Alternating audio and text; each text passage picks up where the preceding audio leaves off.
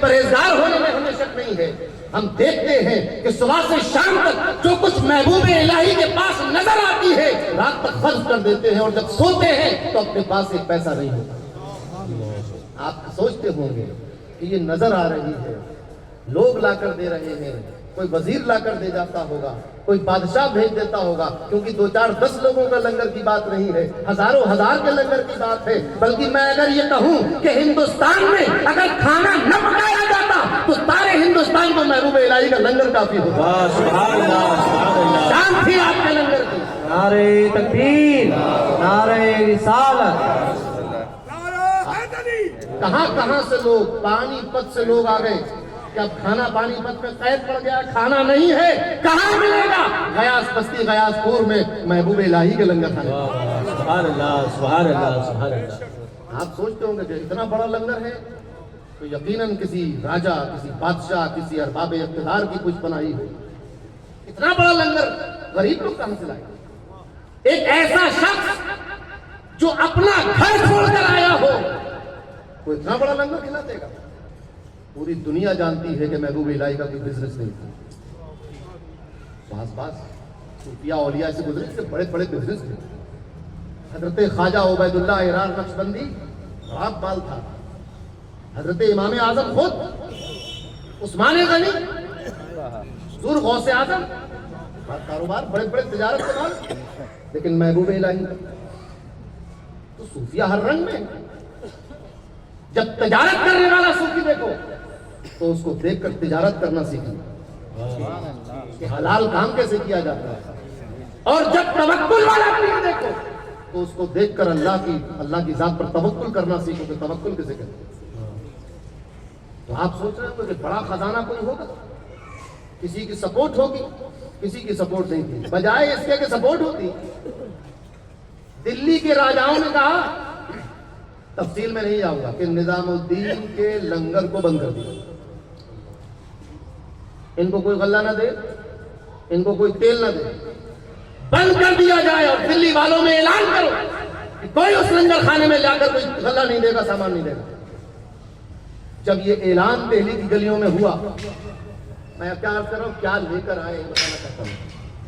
جب یہ اعلان دلی کی گلیوں میں ہوا کہ نظام الدین کو کوئی بھی سامان نہ دیا جائے لنگر کا, جس دن دلی کی گلیوں میں مہاراجا اور راجا کے ایلچی یہ اعلان کر رہے تھے, اسی وقت اپنی خانقاہ میں محبوب الہی نے اعلان کیا کہ آج سے لنگر دگنا کر دیا جائے.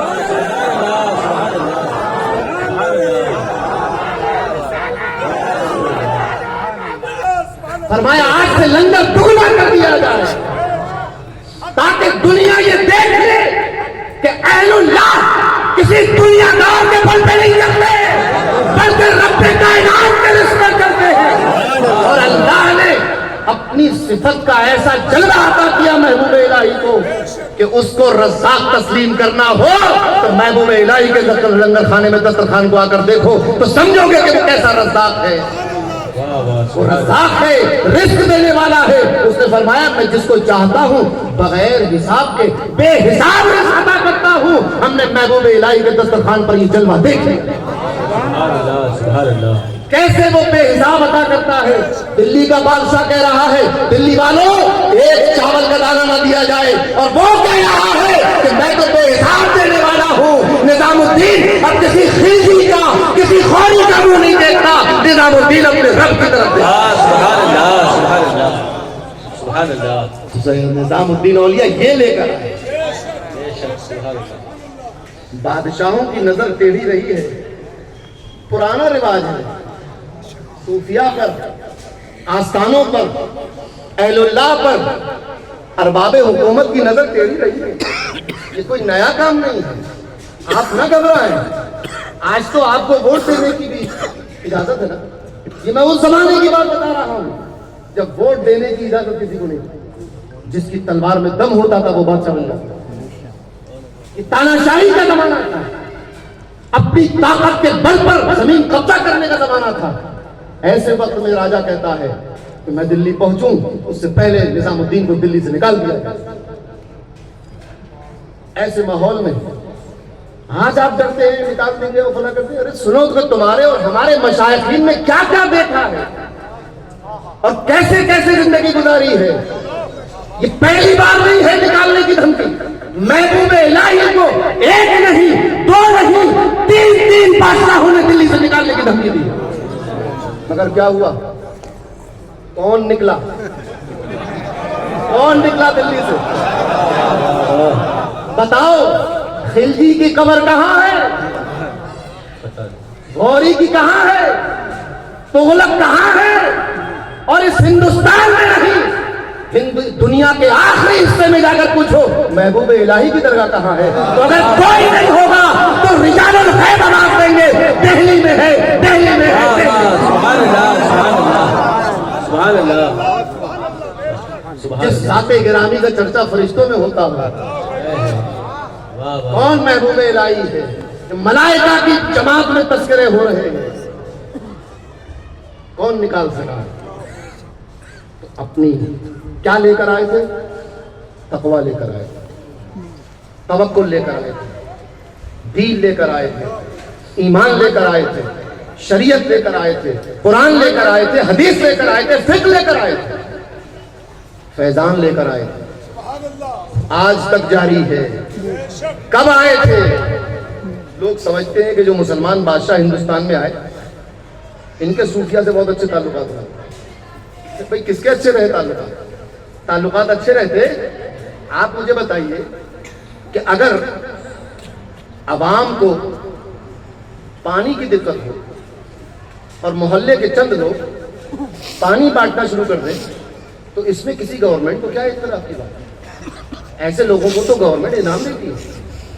کہ سیلاب آ گیا تھا, لوگوں کو بچایا آپ نے, بھائی آپ کو انعام دیا.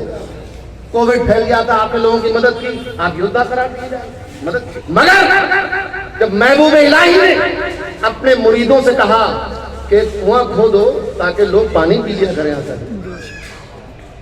کنواں بناؤ, کنواں کھودو تاکہ یہاں کے رہنے والوں کو پانی کی دقت دور ہو جائے, تو بادشاہ سلامت نے کہا کہ کنواں رکوا دو, کنواں نہیں کھودا جائے گا, کنواں کام بند کرا دیا جائے.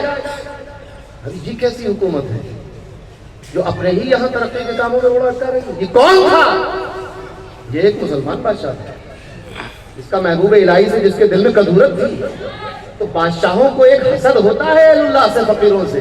وہ اس وجہ سے کہ ہم بادشاہ ہیں, دولت ہمارے پاس ہے, طاقت ہمارے پاس ہے, محل ہمارے پاس ہے, فوج ہمارے پاس ہے, حکم ہمارا ہے, جیل ہماری ہے, پھانسی کا تختہ ہمارا ہے, مگر پھر بھی مخلوق خدا ادھر ہی راغب ہو رہی ہے.